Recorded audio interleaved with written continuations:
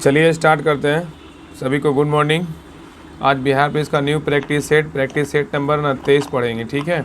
इसके पहले 22 practice set करवा चुके हैं, तो सभी लोग जाके देख लीजिए, आपको सारा प्लेलिस्ट मिल जाएगा। आज प्रैक्टिस सेट नंबर 23 पढ़ेंगे। इसका टेस्ट हुआ था 31/7/2024 को टेस्ट हुआ था, उसी का प्रैक्टिस सेट नंबर 23 पढ़ने वाले हैं। तो सभी लोग ना पहले क्लास को शेयर कर दीजिए और चैनल पे नए चैनल को सब्सक्राइब कर लीजिए और क्लास को पूरा देखिएगा, तभी आपको पूरा क्लास का जो क्वेश्चन है ना पूरा याद होगा और पता चलेगा कौन कौन क्वेश्चन सर के द्वारा डाला गया है।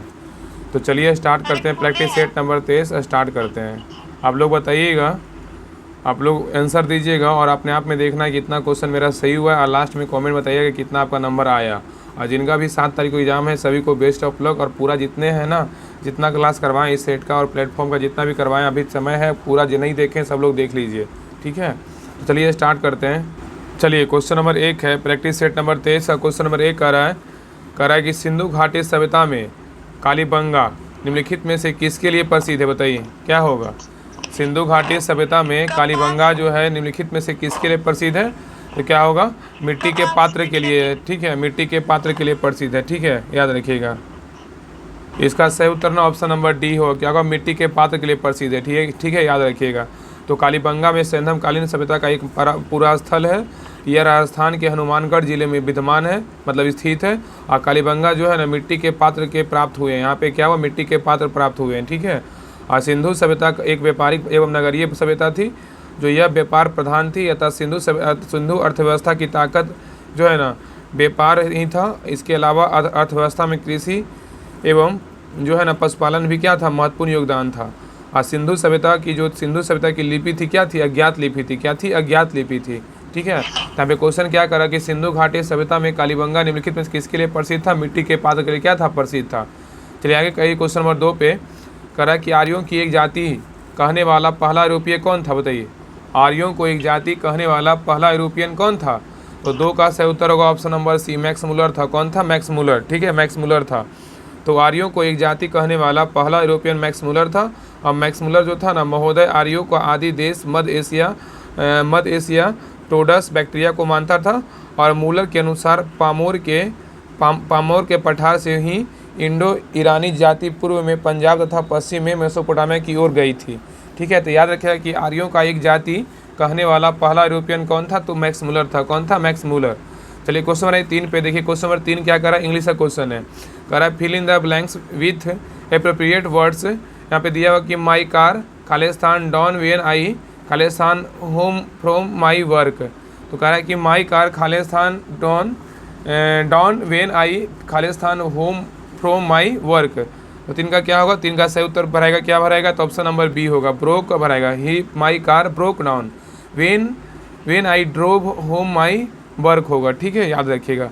चलिए क्वेश्चन नंबर 4 पे। क्वेश्चन नंबर 4 कह रहा है कि अहस्तक्षेप नीति का अर्थ क्या होता है? अहस्तक्षेप नीति का अर्थ क्या होता है? जिसका अर्थ होता है क्या होता है? कुछ प्रतिबंधों को हट जाना। क्या होता है? कुछ प्रतिबंधों को हट जाना, ठीक है, याद रखिएगा। तो अहस्तक्षेप नीति का अर्थ क्या होता है? कुछ प्रतिबंधों को हट जाना, याद रखिएगा। तो अहस्तक्षेप नीति का अर्थ होता है कुछ प्रतिबंधों को हट जाना। और याद रखिएगा कि एडम स्मिथ ने प्रकृतिवादियों द्वारा प्रदत्त रोको मत जाने दो जो है ना किनारे में लिपटी हुई हस्तक्षेप की नीति को बिना सर समर्थन देते हुए स्वतंत्र व्यापार को जबरदस्त हिमायत की थी, ठीक है। चलिए क्वेश्चन नंबर 5 पे। क्वेश्चन नंबर 5 कह रहा है कि बनारस हिंदू विश्वविद्यालय के संस्थापक निम्नलिखित में से जो है ना कौन थे? बताइए। बनारस हिंदू विश्वविद्यालय के संस्थापक जो थे कौन थे? बताइए क्या होगा? इसका सही उत्तर होगा option number C, Madan Mohan Malviya थे। कौन थे? मदन मोहन मालवीय थे, ठीक है। तो भारतीय विश्वविद्यालय में धार्मिक शिक्षा के लिए मदन मोहन मालवीय ने प्रबल रूप से वकालत की थी। उन्होंने वर्ष 1916 में, इसका जो स्थापना पूछेगा, बनारस हिंदू विश्वविद्यालय का स्थापना कब हुआ था? 1916 में स्थापना हुआ था, ठीक है। 1916 में बनारस हिंदू विश्वविद्यालय की स्थापना की और वर्ष 1919 से वर्ष 1939 तक इसके कुलपति बने रहे थे, ठीक है, याद रखिएगा। चलिए क्वेश्चन नंबर 6 पे कह रहा है कि पूर्ण स्वराज की मांग कांग्रेस से किस अधिवेशन में जो है ना की मांग की गई थी? बताइए। पूर्ण स्वराज की मांग जो है कांग्रेस के किस अधिवेशन में किया गया था? तो 6 का उत्तर क्या होगा? ऑप्शन नंबर बी, लाहौर अधिवेशन। क्या था? लाहौर अधिवेशन। तो याद रखिए कांग्रेस के 40वां अधिवेशन जो था 29-31 दिसंबर 1929 को जवाहरलाल नेहरू की अध्यक्षता में लाहौर अधिवेशन हुआ था।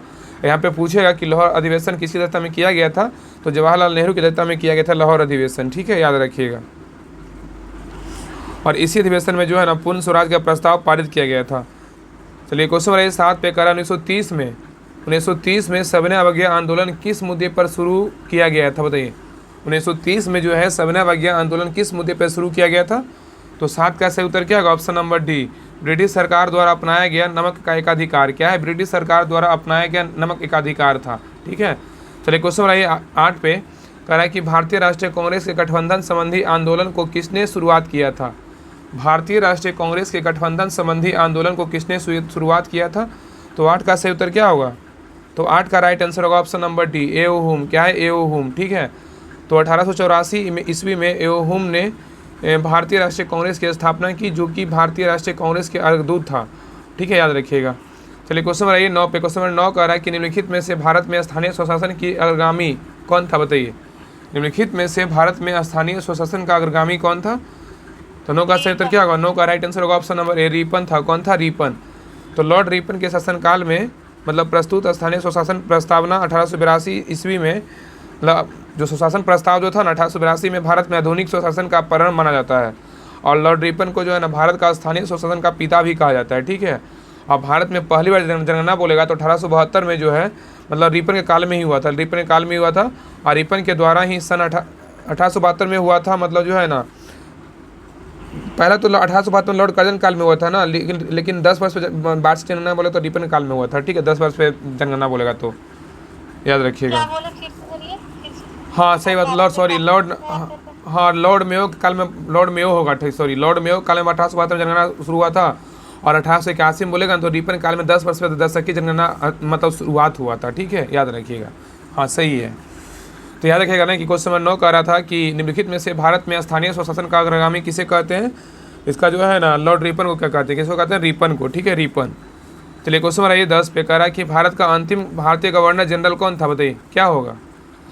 भारत का अंतिम गवर्नर जनरल कौन था? श्री राजगोपालाचारी थे। कौन थे? श्री राजगोपालाचारी थे। ठीक है, तो भारत का अंतिम भारतीय पूछा है ना, यहाँ पे भारतीय पूछा है, यहाँ पे ध्यान देना है।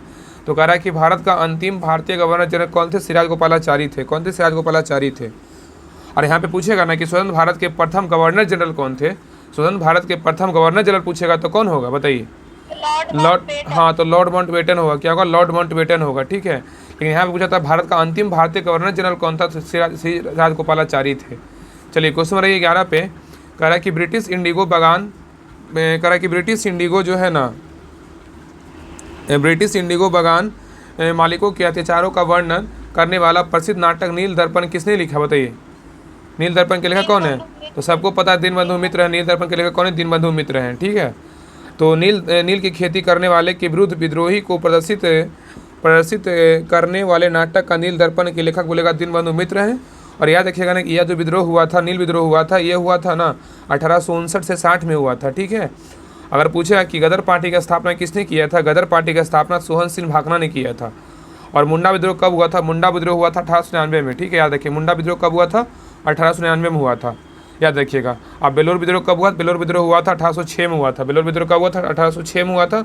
और संथाल विद्रोह कब हुआ? तो संथाल विद्रोह 1855 में हुआ था। कब हुआ था? 1855 में हुआ था। ठीक है, और काकोरी षड्यंत्र मामला जो हुआ था कब हुआ था? 1922 में हुआ था। आगे जो है ना आप लोग को जो है ना बिहार दरोगा का सेट आएगा, बाकी बिहार पुलिस का जो सेट आएगा, मतलब समझ लीजिए कि 10 या 15 तारीख से जो भी आएगा ना, तो आपको क्लास 1 घंटा का प्रॉपर मिलेगा। उसमें ना आपको बहुत सारा फैक्ट नेक्स्ट आपको बताया जाएगा। ठीक है ना, कि बल्कि क्लास कम लोग देखे वो चलेगा, लेकिन हम जो है ना मतलब एक अगर 100 क्वेश्चन उसमें आपको 200 क्वेश्चन 250 क्वेश्चन आपको करवाएंगे और पूरा क्वेश्चन जो है ना आपको क्लास में ही याद करवाएंगे। उसी सोच रहे हैं आप लोग, कमेंट में बताइए कि हाँ ऐसा किया करें। बताइए आप लोग कमेंट में कीजिए कि हाँ ऐसा किया जाए। मतलब जैसे अभी क्लास क्या होता है 35 मिनट का क्लास रहता है, अभी क्या होगा कि आपको 55 मिनट 60 मिनट का क्लास रहेगा।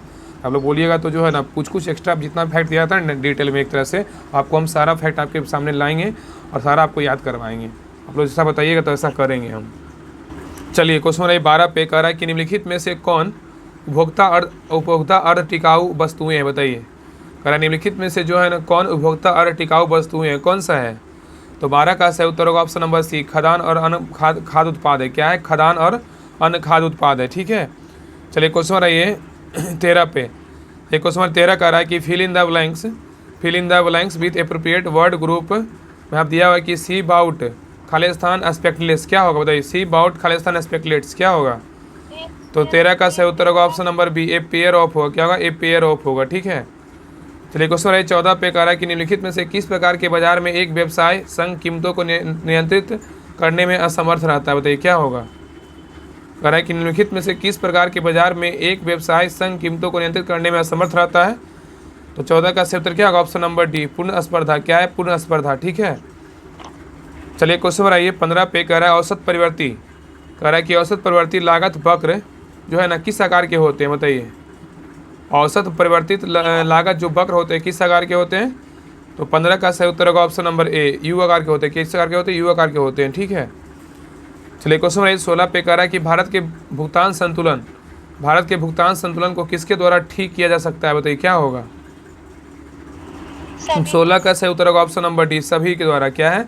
तो मुद्रा मूल्यन के द्वारा भी, प्रबल निर्यात संवर्धन के द्वारा भी, आयात प्रतिस्थापन के द्वारा भी। तो कह रहा है कि भारत के भुगतान संतुलन को किसके द्वारा ठीक किया जा सकता है? तो मुद्रा मूल्यन के द्वारा, प्रबल निर्यात संवर्धन के द्वारा और आयात प्रतिस्थापन के द्वारा, सभी के द्वारा होगा। Option number D the right answer है।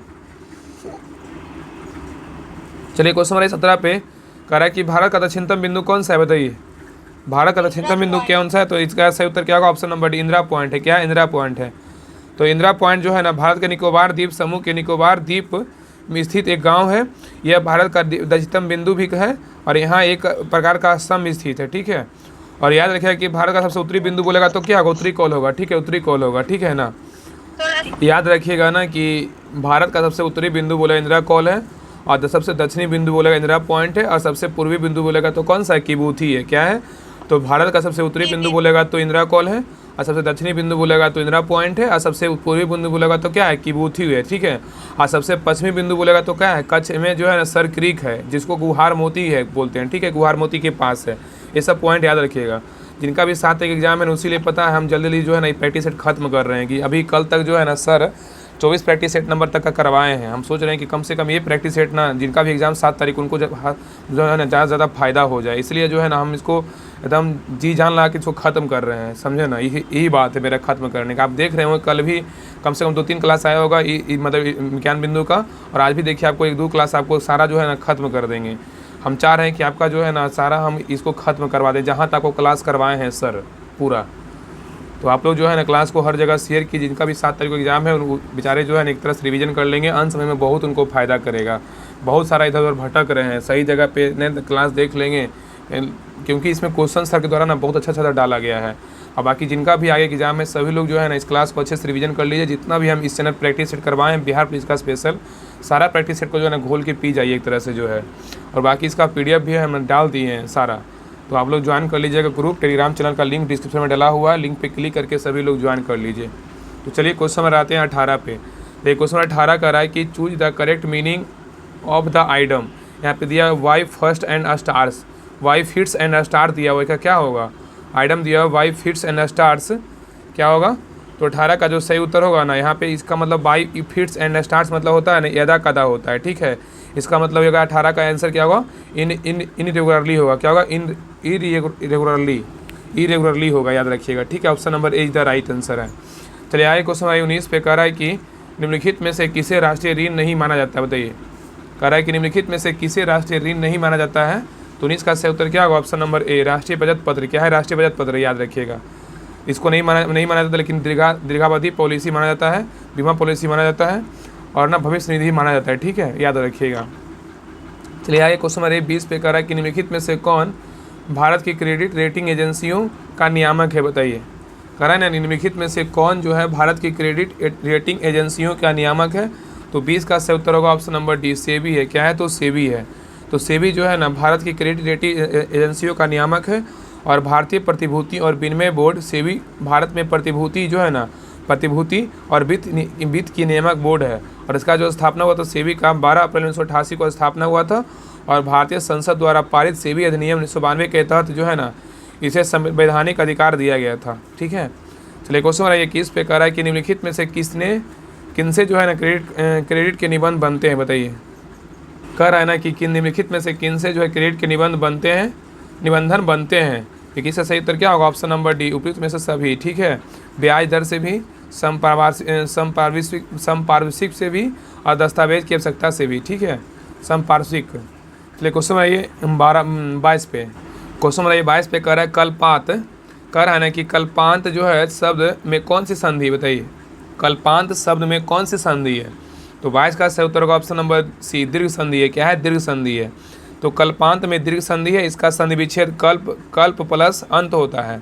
यहाँ जो है ना अ प्लस अ मिलकर जो है ना मिलनकर अ हो गया, ठीक है, इसलिए क्या है? दीर्घ संधि है। आगे क्वेश्चन रहिए 23 पे कह रहा है कि निम्नलिखित में से कौन सा कर, निम्नलिखित में से कौन सा कर केवल राज्य सरकार द्वारा जो है लगाया जाता है, बताइए। कह रहा है निम्नलिखित में से जो है ना कौन सा कर केवल राज्य सरकार के द्वारा लगाया जाता है। इसका सही उत्तर क्या होगा? ऑप्शन नंबर ए, मनोरंजन कर। क्या होगा? मनोरंजन कर, ठीक है। तो मनोरंजन कर जो होता है राज्य सरकार के द्वारा लगाया जाता है। इसके अतिरिक्त राज्य सरकार के द्वारा लगाए जाने वाले कर कौन कौन है? तो भूरास्व है, कर स्टम्प है, कर स्टम्प शुल्क है, पथ कर है, मोटर वाहन कर है, और क्या है? मोटर वाहन कर, राज्य उत्पादन शुल्क है, तथा व्यवसायिक कर क्या है? ये सब राज्य सरकार लगाता है, याद रखिएगा। चलिए क्वेश्चन रही 24 पे। हाँ, तो याद रखिएगा ना कि संपत्ति कर, निगम कर, ये आय कर, ये सब क्या है? तो ये सब ना केंद्र सरकार का कर है। क्या है? तो केंद्र सरकार का कर है, मतलब संघ सूची कर है, ठीक है। अब मनोरंजन कर बोलेगा तो किसका है? तो राज्य सूची का कर, मतलब राज्य सरकार का कर था। चलिए क्वेश्चन रही 24 पे। चलिए क्वेश्चन 24 कर रहा है कि सामूहिक खपत से जो है तात्पर्य क्या है, बताइए। सामूहिक खपत से क्या तात्पर्य, बताइए क्या होगा? तो 24 का सही उत्तर होगा ऑप्शन नंबर डी होगा। क्या होगा? देश के नागरिक द्वारा की गई खपत, ठीक है। तो कह रहा है कि सामूहिक खपत जो है ना से तात्पर्य क्या है? सामूहिक खपत से तात्पर्य है मतलब देश के नागरिक द्वारा की गई खपत है। चलिए क्वेश्चन 25 पे कह रहा है कि निम्नलिखित में से कौन सा एक मुर्दार पर्वत जो है का उदाहरण नहीं है, बताइए। कौन जो है ना मुर्दार पर्वत का उदाहरण नहीं है? तो 25 का सही उत्तर होगा ऑप्शन नंबर सी, अरावली नहीं है, लेकिन हिमालय है, रॉकी है, इंडीज, ये सब क्या है? तो मुर्दार पर्वत का उदाहरण है। तो कह रहा है कि निम्नलिखित में से कौन सा एक मुर्दार पर्वत का उदाहरण नहीं है? तो अरावली नहीं है, हिमालय, रॉकी, इंडीज, ये सब क्या है? मुर्दार पर्वत का उदाहरण है, याद रखिएगा। चलिए क्वेश्चन रहिए 26 पे कह रहा है कि भारत का सबसे बड़ा जलप्रपात जो है किस राज्य में है, बताइए। कर्नाटक में। हाँ, तो भारत का जो सबसे बड़ा जलप्रपात बोलेगा तो क्या है? तो एक यहाँ है, तो कर्नाटक में। यहाँ पे सबसे बड़ा जलप्रपात बोलेगा तो क्या होगा? एक कर्नाटक में है। कहाँ है? कर्नाटक में है, ठीक है। तो भारत का सबसे बड़ा जलप्रपात बोलेगा तो किस राज्य में है? तो कर्नाटक में, याद रखिएगा, ठीक है। चलिए क्वेश्चन रहिए 27 पे कह रहा है कि computer has complicated network which parts of speech in network, क्या होगा? तो 27 का सही उत्तर होगा ऑप्शन नंबर सी, एडजेक्टिव है। क्या है? एडजेक्टिव है, ठीक है। आइए क्वेश्चन रहिए 28 पे कह रहा है कि भारत की जलवायु कैसी है, बताइए। भारत की जलवायु जो है ना मानसूनी है। क्या है? तो मानसूनी है। क्या है? मानसूनी है। भारत की जलवायु कैसी है? तो मानसूनी है। क्या है? तो मानसूनी है। भारत की जलवायु कैसी क्या है? तो मानसूनी है। नेक्स्ट कह रहा है कि तिब्बत में तसांगपो मतलब सांगपो है। कह रहा है तिब्बत में सांगपो कहलाने वाली नदी कौन सी है? क्या होगा? ब्रह्मपुत्रा है। क्या है? ब्रह्मपुत्रा है। तिब्बत में सांगपो क्या बोलते हैं? मतलब तिब्बत में जो है ना ब्रह्मपुत्रा को क्या कहते हैं? सांगपो कहते हैं। क्या कहते हैं? सांगपो, ठीक है। तो ब्रह्मपुत्रा नदी की स्रोत तिब्बत में कुबी, आंगसी एवं चमायुडुंग हिमालय के पास स्थित है। तिब्बत में इसे सांगपो या जो है ना सांपो कहते हैं, ठीक है, याद रखिएगा। आइए को और दिहांग बोलते हैं ना, दिहांग के नाम से जो है ना इसको जानते हैं, किसको? कहाँ? अरुणाचल प्रदेश में जानते हैं, ठीक है। ब्रह्मपुत्रा जो है अरुणाचल प्रदेश में जो है ना दिहांग के नाम से जानते हैं। किस नाम से? दिहांग के नाम से। असम की घाटी में ना इसे ब्रह्मपुत्रा के नाम से जानते हैं, असम की घाटी में। जबकि महानदी रावी चेनाब नदी का उद्गम स्रोत भारत में ही स्थित है, ठीक है। चलिए क्वेश्चन नंबर 30 पे। क्वेश्चन नंबर 30 कह रहा है कि माजुली संसार का सबसे बड़ा द्वीप किस राज्य में स्थित है, बताइए क्या होगा? तो माजुली जो संसार का जो है ना, कह रहा है कि माजुली जो है संसार का सबसे बड़ा नदी द्वीप किस राज्य में स्थित है? तो 30 का सही उत्तर होगा ऑप्शन नंबर बी, असम में है। कहाँ है? असम में स्थित है। नेक्स्ट कह रहा है कि पुरुष शब्द का विलोम क्या होगा? पुरुष शब्द का विलोम क्या होगा? इसका विलोम जो होगा ना सरल होगा। क्या होगा? सरल होगा, ठीक है। तो पुरुष में जो है ना सॉरी यहाँ पे क्या पूछा? पुरुष का विलोम पूछा है ना, तो पुरुष का विलोम जो होगा कोमल होगा। क्या होगा? कोमल होगा, ठीक है ना, कोमल होगा। तो पुरुष का विलोम जो है ना कोमल होगा अथवा अपुरुष होता है, ठीक है, अपुरुष होता है। यहाँ पे पुरुष होता है, पुरुष हो जाता।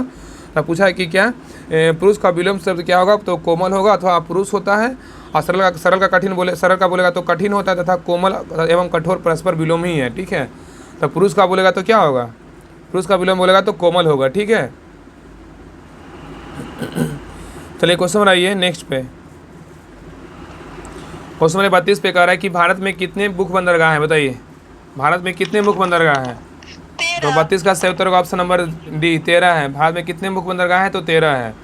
नेक्स्ट कह रहा है हिमाचल प्रदेश में स्थित दर्रा कौन सा है? बताइए कौन सा दर्रा है? सिपकिला। तो क्या है? सिपकिला दर्रा कहाँ है? हिमाचल प्रदेश में स्थित है। सिपकिला दर्रा कहाँ है? तो हिमाचल प्रदेश में स्थित है। तो याद रखिएगा ना कि चांगला भारत के लद्दाख क्षेत्र में स्थित एक पहाड़ दर्रा है।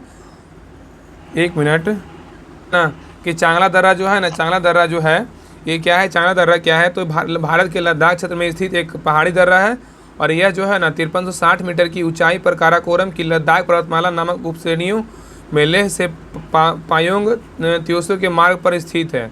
और याद रखिए सिपकिला दर्रा जो है ये जो है ना हिमाचल प्रदेश का एक प्रमुख दर्रा है। यह भारत के हिमाचल प्रदेश के किनारे जिले का किन्नौर जिले को जो है ना, किन्नौर जिले को क्या करता है? तिब्बत के जो है ना तिब्बत के न्यारी विभाग को जानदा जिले से जोड़ता है। ठीक है।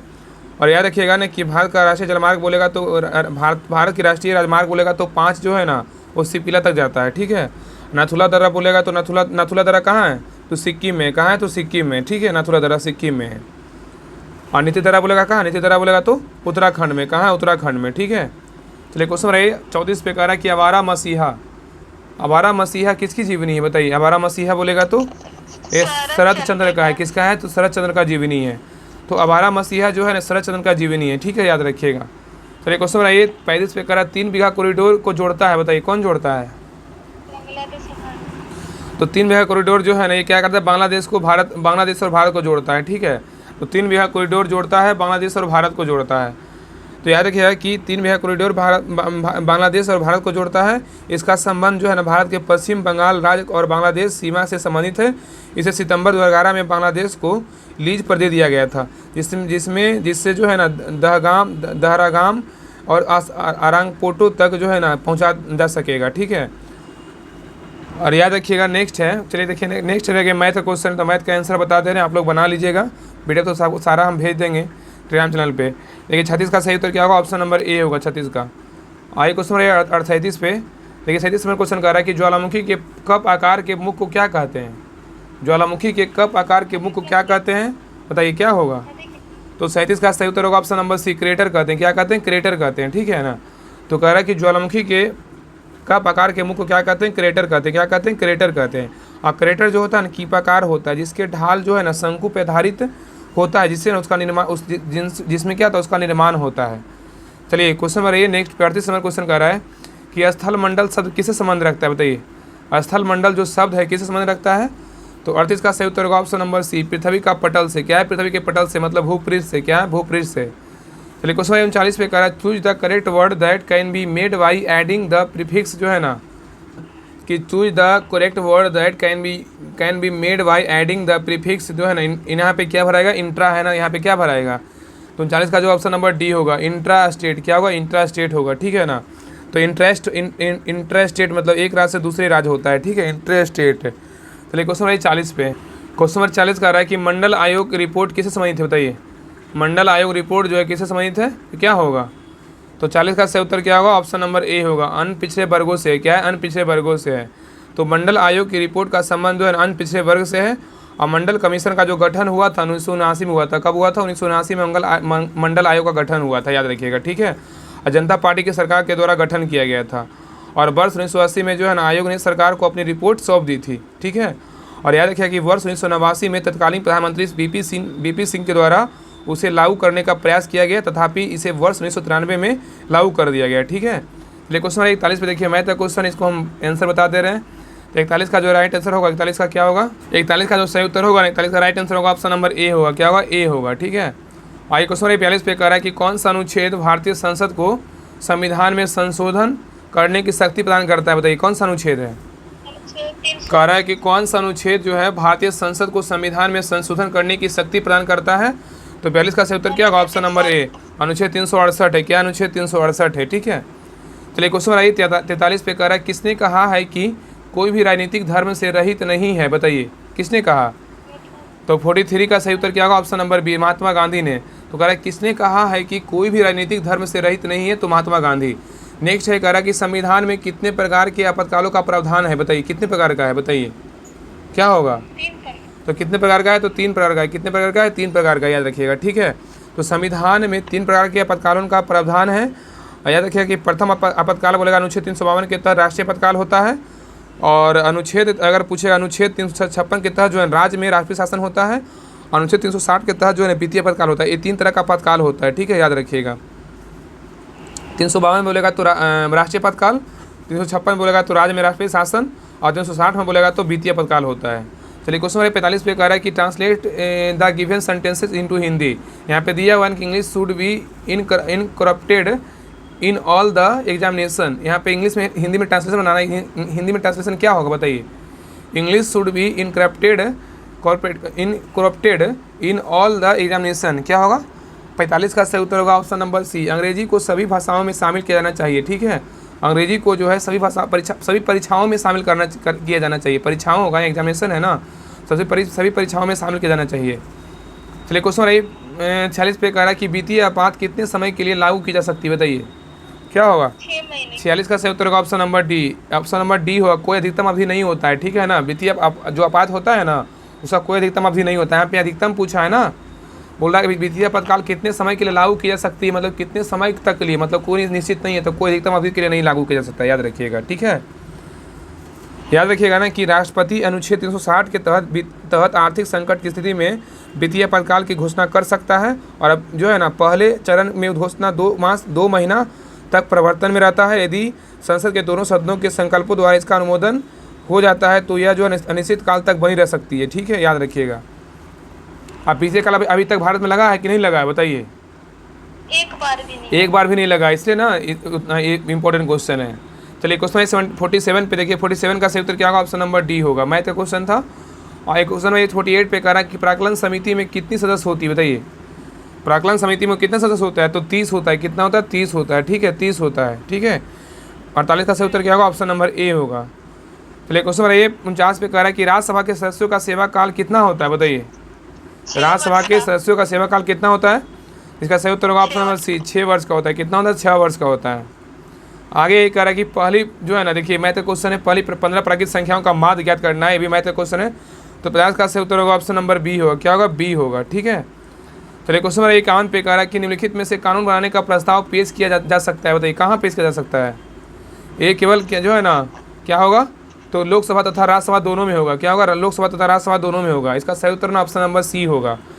तो याद रखिएगा ना कि जो ये होता है ना, विधेयक के प्रवक्ता के अनुसार विधायी प्रक्रिया के 4 प्रकार होती है, ठीक है। एक समान विधेयक होता है, एक धन विधेयक होता है जो 110 में वर्णन किया गया है, एक वित्तीय विधेयक होता है, एक जो है ना इसका वर्णन 117 में है, और एक संविधान संशोधन विधेयक होता है, ठीक है। अब याद रखें जो प्रवक्ता जो है ना ख ग और घ मतलब जो मतलब धन विधेयक मतलब और क्या है तो क्या है वित्तीय विधेयक में नहीं आता उसे समान विधेयक कहते हैं। यह विधेयक संसद के किसी भी सदन या लोकसभा या राज्यसभा दोनों सदन में प्रारंभ किया जा सकता है, ठीक है। यहाँ पे क्वेश्चन कर रहा था कि निम्नलिखित में से कानून बनाने का जो प्रस्ताव है ना वो पेश किया जा सकता है कहाँ? तो लोकसभा राज्यसभा दोनों में किया जा सकता है। चलिए 52 नंबर क्वेश्चन पे देखिए, रीनिंग क्वेश्चन है, तो 52 का जो सही उत्तर होगा, 52 का राइट आंसर क्या होगा? 52 का right answer option number B होगा, ठीक है, बी होगा। चलिए क्वेश्चन नंबर 53 पे देखिए, यहाँ पे कह रहा है निर्देश निम्नलिखित प्रश्नों में शब्दों को शब्दकोश में आने वाले क्रम के अनुसार ना लिखिए। इसमें कौन सा क्रम ना पहले आएगा? देखिए यहाँ पे क्लोन दिया हुआ, क्लाइमेट दिया हुआ, कल्टर दिया हुआ, क्रिएट दिया हुआ, क्लैप्ट दिया हुआ। यहाँ पे बताना है कि कौन सा जो है ना वॉवेल कॉन्सोनेंट के अंदर सजाना है कि कौन सा मतलब जो है ना वॉवेल नहीं मतलब कौन सा मतलब अक्षर जो है पहले आया है।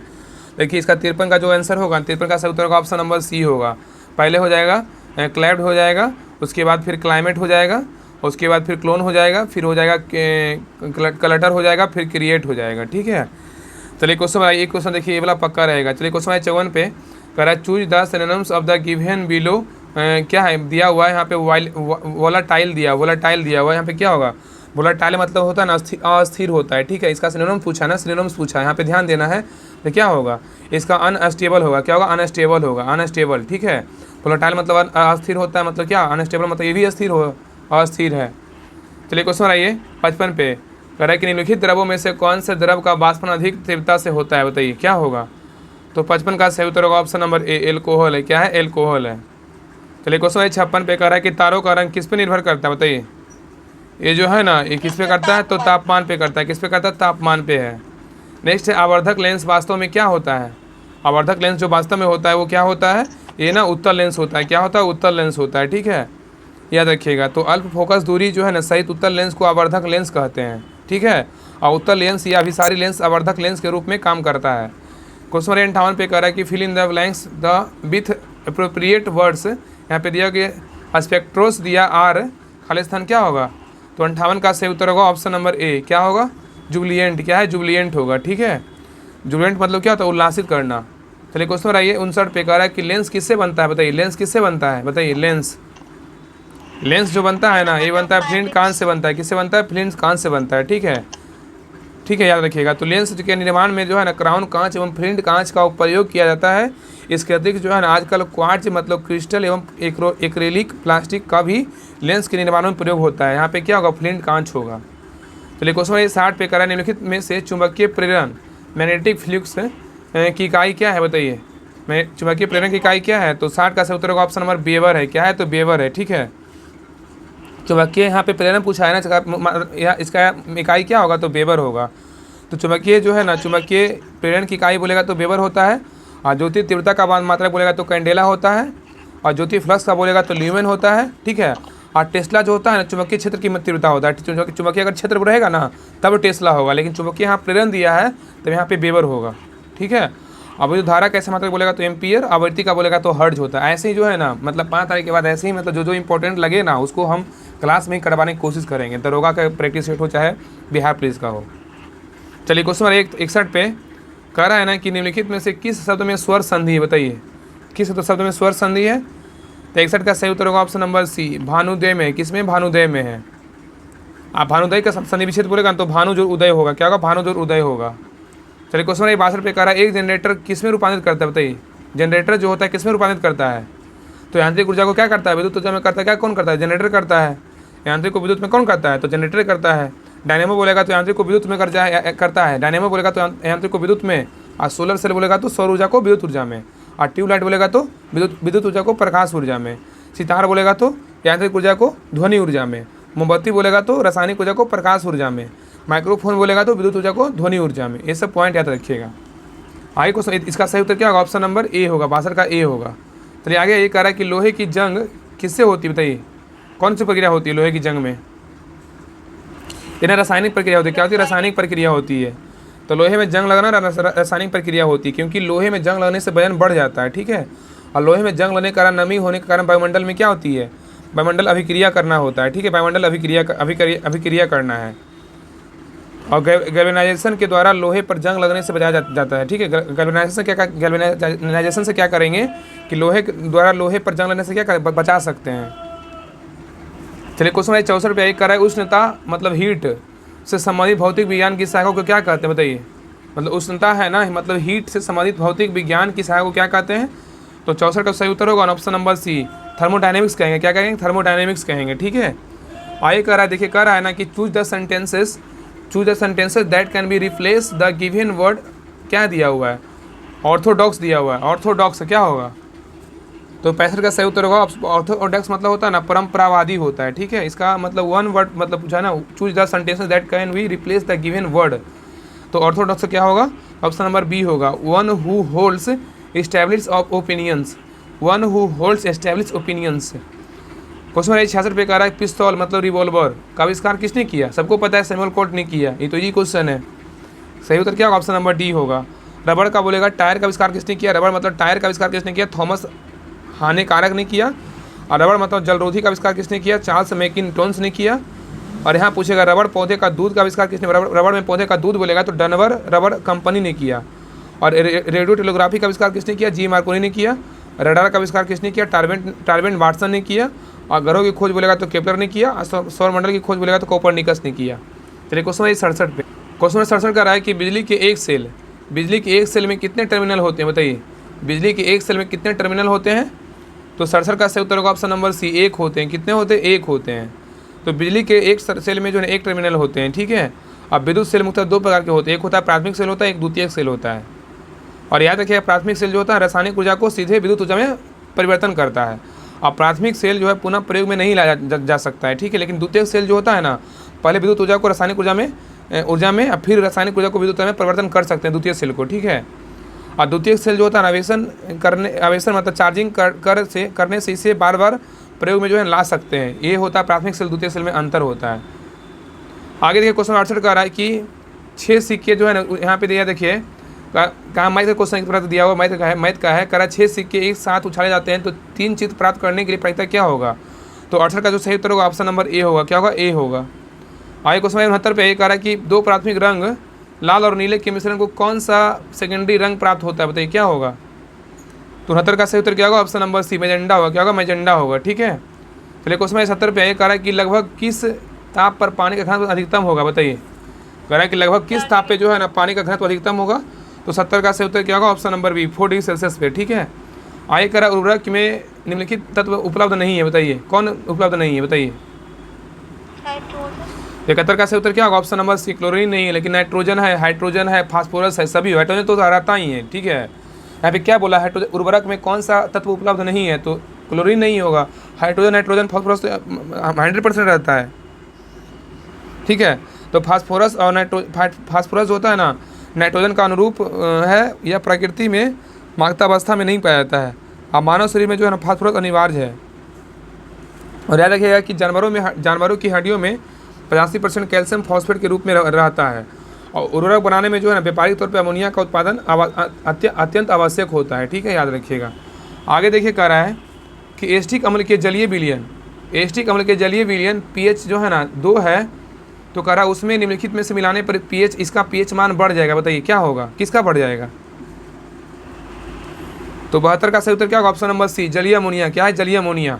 तो क्वेश्चन कह रहा था ना कि एस्टिक अम्ल के जलीय विलयन का पीएच मान 2 है, उसमें निम्नलिखित में से मिलाने पर इसका पीएच मान बढ़ जाएगा जलीय अमोनिया का।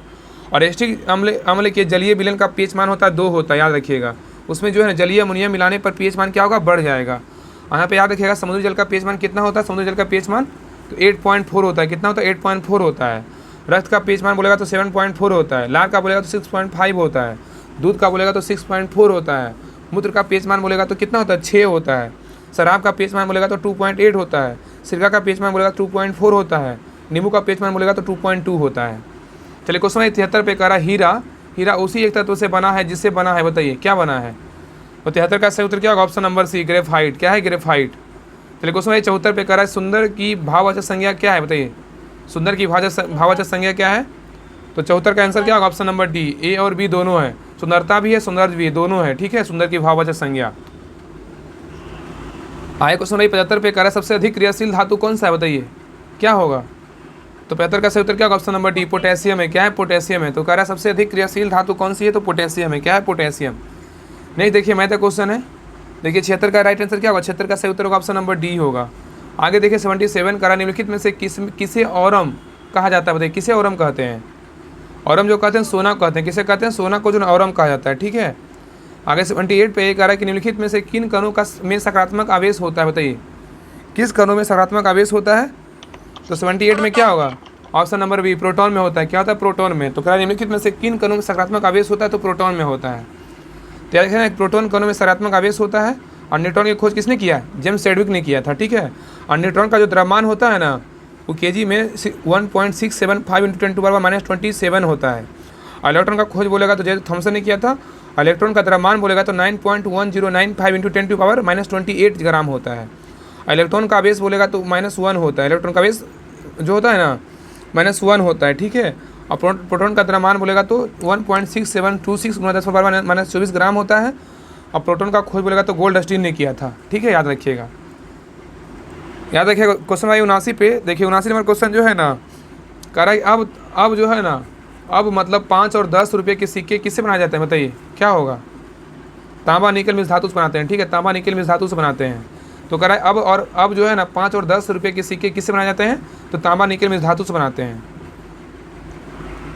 आइए क्वेश्चन बनाइए 80 पे कह रहा है कि माचिस की तिलिया में क्या होता है, बताइए माचिस की तिलिया में क्या होता है, फास्फोरस होता है, लाल फास्फोरस होता है, सबको पता है। हाँ, आइए क्वेश्चन 81 पे कह रहा है कि she gave Ram a book क्या होगा। 81 का सही उत्तर होगा option number B Ram was given a book by her. Ram was given a book by her होगा।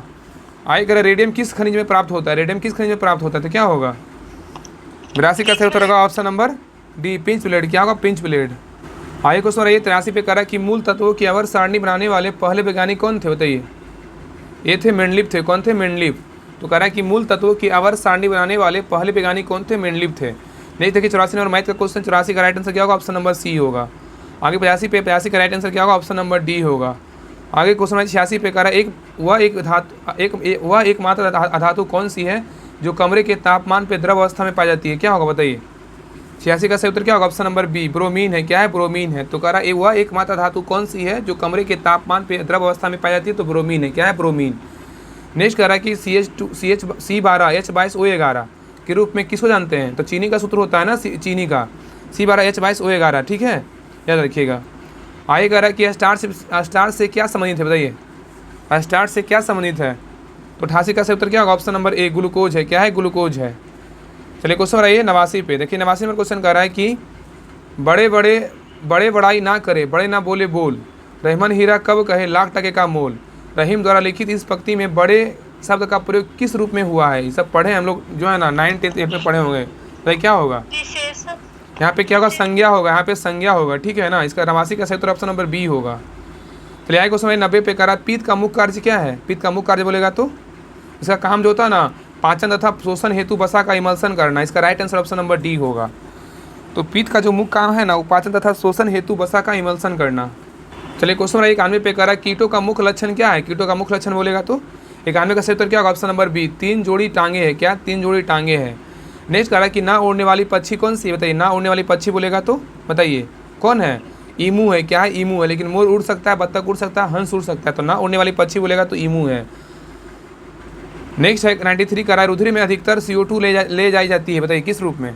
रुधिर में अधिकतर CO2 ले जाई जाती है किस रूप में, ये जो है ना बाइकार्बोनेट आयनों के रूप में ले जाते हैं, ठीक है। तो रुधिर में अधिकतर जो है ना CO2 ले जाई जाती है बाइकार्बोनेट आयनों के रूप में, याद रखिएगा। आगे क्वेश्चन 94 पे हाइड्रा क्या है, बताइए हाइड्रा है क्या है। हाइड्रा जो है ना ये क्या है, मांसभक्षी है। क्या है, मांसभक्षी है, ठीक है, मांसभक्षी है।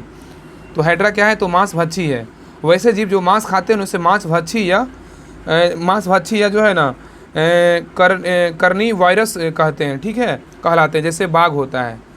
और वैसे जीव जो सड़े गले चीज़ों को पर उगते हैं उसे मृतपोजी जीव कहते हैं, ठीक है। वैसे जीव जो कीट खाते हैं उसे जो इंसेक्टिवर्स कहते हैं, ठीक है, याद रखिएगा। चलिए क्वेश्चन 95 कह रहा है कि इनफेंटिल्स कह रहा है कि इन एलिफेंटिस फैलता है, बताइए किससे फैलता है, इन एलिफेंटिस बताइए क्या होगा। एलिफेंटिस जो है ना किससे फैलता है, इसका सही उत्तर होगा ऑप्शन नंबर डी क्यूलेक्स मच्छर से फैलता है। क्या किससे फैलता है, तो क्यूलेक्स मच्छर से फैलता है। मतलब इसी को ना हाथी पाँव बोलते हैं, ठीक है ना, हिंदी में बोलेगा तो हाथी पाँव बोलते हैं। एलिफेंटिस को हिंदी में हाथी पाँव कहते हैं। ये किससे फैलता है, तो क्यूलेक्स मच्छर से फैलता है। क्वेश्चन 96 पे करा मधुमक्खियों की संचरण मतलब कम्युनिकेशन का साधन क्या है। मधुमक्खियों में संचरण जो है कम्युनिकेशन का साधन क्या है, तो 96 का राइट आंसर क्या होगा, ऑप्शन नंबर सी नाच है। क्या है, तो नाच है, नाच। चलिए नेक्स्ट पे आइए। कह रहा है कि जीव वैज्ञानिक में 5 जून को का दिन किस लिए मनाते हैं, बताइए। जीव वैज्ञानिक में 5 जून का दिन जो है किस लिए मनाते हैं, तो क्या होगा, विश्व पर्यावरण दिवस मनाते हैं 5 जून को, ठीक है। विश्व पर्यावरण दिवस मनाते हैं 5 जून को। और लुईस ब्रेल दिवस का मनाते हैं 4 जनवरी को। लुईस ब्रेल दिवस का मनाते हैं 4 जनवरी को। और विश्व हिंदी दिवस बोलेगा तो 10 जनवरी को। अब विश्व कैंसर दिवस बोलेगा तो 4 फरवरी को। और पाई दिवस बोलेगा तो 14 मार्च को।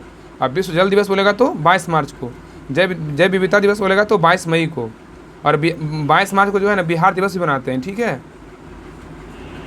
अब विश्व स्वच्छता दिवस बोलेगा तो 7 अप्रैल को। क्या होगा, 7 अप्रैल को। चलिए क्वेश्चन ये नेक्स्ट 98 पे कह रहा है कि निम्नलिखित में से किस शब्द की वर्तनी अशुद्ध है, बताइए। यहाँ पे किसका मतलब जो है ना किस शब्द का वर्तनी अशुद्ध है, तो क्या होगा, तो 98 का ना ए होगा। ज्योत्सना जो है गलत लिखा हुआ है, ठीक है। ज्योत्सना ये गलत लिखा हुआ है, लेकिन श्रृंगार सही है, उज्ज्वल सही है, अध्यात्म सही है, ठीक है, ठीक है, याद रखिएगा यहाँ पे ना। चलिए क्वेश्चन 99 पे आइए। कह रहा है ना कि राइबोसोम किससे बने होते, बताइए। यहाँ पे अगर ज्योत्सना का पूछेगा ना, ज्योत्सना कैसे लिखाएगा, देखिए ज्योत्सना ऐसे लिखाएगा, ज्योत्सना ऐसे लिखाएगा, ठीक है, ये ऐसे लिखाएगा। तो कह रहा है कि राइबोसोम किससे बने होते हैं। यहाँ पे उज्ज्वल भी क्या है, गलत लग रहा है ना, उज्ज्वल एक गलत है ना। उज्ज्वल ऐसे होगा, ठीक है, उज्ज्वल ऐसे होगा, ऊ आधा ज और फिर ज और फिर व ल होगा, ठीक है ना। उज्ज्वल ऐसे होगा, नहीं उज्ज्वल, हाँ सही है, उज्ज्वल ऐसे होगा। उज्ज्वल में भी डाउट है, आप लोग बताइए कमेंट करके, उज्ज्वल भी क्या है, गलत है, ठीक है ना। यहाँ पे दोस्तों तो इसका आंसर ज्योत्सना होगा। चलिए क्वेश्चन आई 99 पे कह रहा है कि राइबोसोम किससे बने होते हैं बताइए। राइबोसोम जो होते हैं किससे बने होते हैं, क्या होगा। तो ये जो बने होते हैं ना, ये आरएनए और प्रोटीन से बने होते हैं, ठीक है। राइबोसोम जो बने होते हैं आरएनए और प्रोटीन के बने होते हैं। चलिए लास्ट क्वेश्चन पे आइए, कह रहा है कि शकरकंद में क्या रूपांतरण होता है बताइए। कह रहा है कि शकरकंद में क्या रूपांतरण होता है। तो 100 का सही उत्तर क्या होगा, ऑप्शन नंबर ए जड़ है। क्या है, तो जड़। शकरकंद में क्या रूपांतरण होता है, तो जड़ होता है। शकरकंद में जड़ रूपांतरण होता है। और मूली, गाजर, चुकंदर, शलजम एवं शकरकंद में खाने योग्य भाग बोलेगा तो जड़ ही होता है, ठीक है। लेकिन अदरक, हल्दी, ओल, अरबी, प्याज, आलू खाने योग्य भाग बोलेगा तो क्या होता है, तना होता है। क्या होता है, तना होता है, याद रखिएगा। तो सेट नंबर कितना था, सेट नंबर 22 जो है खत्म हो गया। सेट नंबर 22 नहीं 23 था, सेट नंबर 23 खत्म हो गया। बाकी अगले क्लास में जो है ना सेट नंबर 24 पढ़ेंगे। बाकी क्लास को हर जगह शेयर कर दीजिए। और बाकी जो भी इनका भी 7 तारीख को एग्जाम है, सभी लोग प्लेलिस्ट चेक कीजिएगा, आपको सारा क्लास मिल जाएगा। अच्छे से रिवीजन कर लीजिए और 7 तारीख को अच्छे से एग्जाम दीजिए, आपका एग्जाम अच्छा जाएगा। मिलते हैं नेक्स्ट क्लास में सेट नंबर 24 के साथ। तब तक के लिए आप लोग को जय हिंद।